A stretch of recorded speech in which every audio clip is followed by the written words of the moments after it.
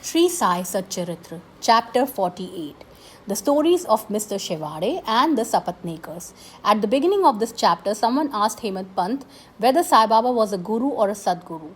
In order to answer the question, Hemant Pant describes the signs or marks of a Sadguru. The signs of a Sadguru. A person who teaches us the Veda and Vedant or the six Shastras, that is systems, controls his breath or brands his body with mudras, that is metallic marks of Vishnu's weapons, gives pleasing discourses regarding Brahma, gives mantras, that is sacred syllables, to his disciples and orders them to chant the same a certain number of times and explains beautifully the ultimate principle but has himself got no experience or self-realization is not a Sadguru. But he who through his discourse creates in us distaste for the enjoyments of this world and the next, gives us a taste of self-realization and is well versed in both theoretical and practical knowledge of self-realization deserves to be called a Sadguru. How can he who is himself devoid of self-realization help his disciples attain it? A Sadguru does not even in his dreams expect any service or profit from his disciples. On the contrary, he wishes to serve them. He does not think that he is great and the disciples small. Not only does he love them as his children, but regards them as equal to himself or Brahma. The main characteristic of a Sadguru is that he is the abode of peace. He is never restless or ruffled and has no pride of his learning.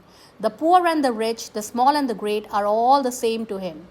Hemant Pant thinks that on account of the accumulation of merits in his past births, he had the good fortune of meeting and being blessed by such a Sadguru, Sai Baba. Even in his youth, Baba hoarded nothing except perhaps children. He had no family, friends, home, or any support. Since he was 18, his control over his mind was perfect and extraordinary. Earlier in his life, he lived fearlessly in a secluded place and always abided in his self. Seeing the pure attachment of his devotees, he always acted in their interest and hence he was in a way dependent on them. Experiences similar to the ones he gave his devotees while he was alive are even today, after his Mahasamadhi, experienced by those who attach themselves to him. What the devotees have to do is trim their heart's lamp of faith and devotion and burn it in it wicks of love, and when this is done, the flame of knowledge, that is self-realization, will be lit and will shine brighter. Mere knowledge without love is dry. Nobody wants such knowledge. Without love, there is no contentment, and thus we should have unbroken and unbounded love. How can we praise love? Everything is insignificant before it. Without love, our reading, hearing, and study are of no avail. In the wake of love follow devotion, dispassion, peace, and liberation with all their treasures. We do not love anything unless we feel earnestly about it. So where there is real yearning and feeling, God manifests himself. Now let us revert to the main story of this chapter. If a man goes to a true saint with a pure mind or even fraudulently and holds his feet, ultimately he is sure to be saved. This is illustrated by the following stories. Mr. Shevade. Mr. Sapatnekar from Akkalkot was studying law. Mr. Shevade and a few other classmates met him and they all compared notes of their study. It was found through discussion about the subjects in the exam that Mr. Shevade was the least prepared for the examination and therefore all the students derided him. But he said that though he was not prepared, he was sure to pass the examination, as Sai Baba was there to get him through it successfully. Mr. Sapatnekar was surprised at this remark. He took Mr. Shevade aside and asked him who this Sai Baba was, whom Shevade extolled so highly. Shevade replied, "There lives in a masjid in Shirdi a fakir. He is a great soul. There may be other saints, but he is truly unique. Unless there is a great store of merits on one's account, one cannot see him. I fully believe in him and what he says will never be untrue. He has assured me that I will definitely pass this year and I am confident that I will get through the final examination with his grace." Mr. Sapatnekar laughed at his classmates' confidence and jeered at him and Baba. The Sapatnekars. Mr. Sapatnekar passed his examination, settled at Akkalkot and practiced as a pleader there. 10 years after this, in 1913, his only son succumbed to a throat disease. This broke his heart. He sought relief by a pilgrimage to Pandharpur, Gangapur and other holy places. However, this did not restore his peace of mind. Then he read the Vedanta, which also did not help him. In the meanwhile, he remembered Mr. Shevade's remark and his faith in Baba, and he thought that he too should go to Shirdi and see Baba. He went to Shirdi with his younger brother Pandit Rao and was very pleased to see Baba from a distance. When he went near Baba and prostrated himself and placed a coconut before Baba with sincere devotion, the latter at once cried out, "Go away!" Sapatnekar hung his head, backed away and sat in a corner. He wanted to consult somebody who would advise him on how to proceed. Somebody mentioned Bala Shimpi's name and Sapatnekar met him and sought his help. They bought Baba's photos and came with them to the masjid. Bala Shimpi gave Baba a photo and asked him whose photo it was. Baba said that his photo was his friend's, pointing to Sapatnekar. Saying this, Baba laughed and everyone also joined him. Bala asked Baba the significance of the laugh and beckoned Sapatnekar to come forward and receive darshan. When Sapatnekar began to prostrate himself, Baba again cried, "Get out." Sapatnekar did not know what to do. Then they both put their hands together and sat before Baba praying. Baba finally ordered Sapatnekar to leave immediately. Shimpi and Sapatnekar were both sad and dejected. As Baba's orders had to be obeyed, Sapatnekar left Shirdi with a heavy heart, praying that he would be allowed to receive darshan next time. A year passed and Sapatnekar's mind was not at peace. He went to Gangapur where he felt even more restless. Then he went to Madhegaon to rest and finally decided to go to Kashi. 2 days before he was to leave for Kashi, his wife had a vision. In her dreams, she was walking with a pitcher to a well.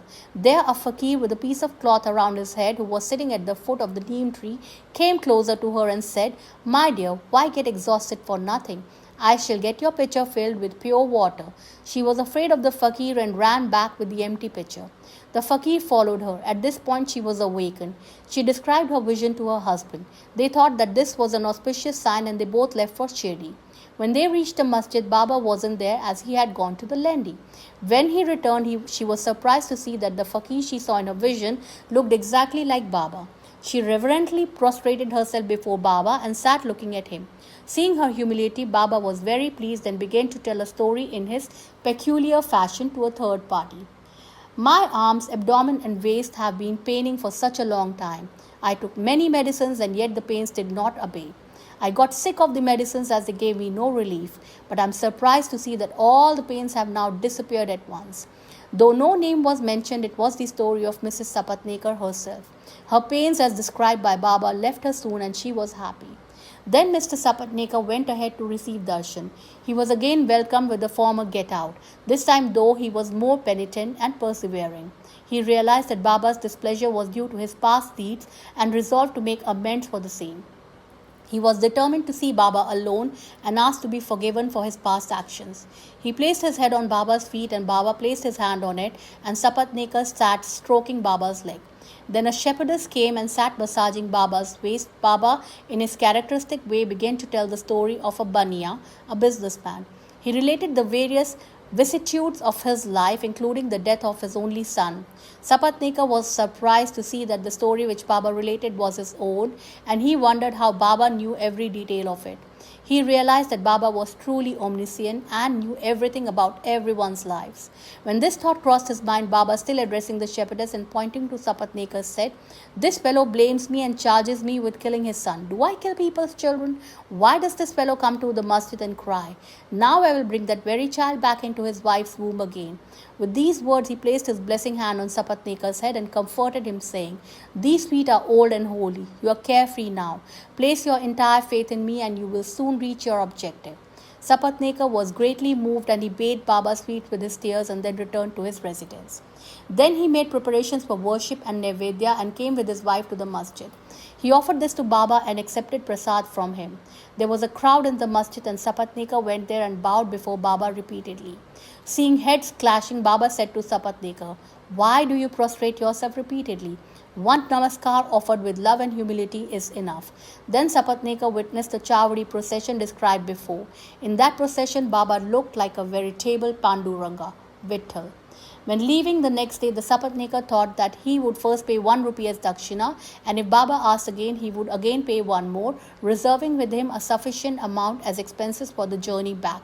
When he went to the masjid and offered 1 rupee, Baba asked for another as per Sapatnekar's intentions, and when it was paid, Baba blessed him, saying, "Take this coconut, put it in the upper fold of your wife's sari, and leave without the least anxiety." He did so, and within a year a son was born to him. And with an infant of 8 months, the Couple came to Shirdi, placed him at Baba's feet and prayed thus, O Sainath, we do not know how to redeem your obligations. Therefore we prostrate ourselves before you. Bless us poor helpless people and let your holy feet be our sole refuge. Many thoughts and ideas trouble us when awake and asleep. So turn our minds away from them to your bhajan and bless us. The son was named Murlidhar.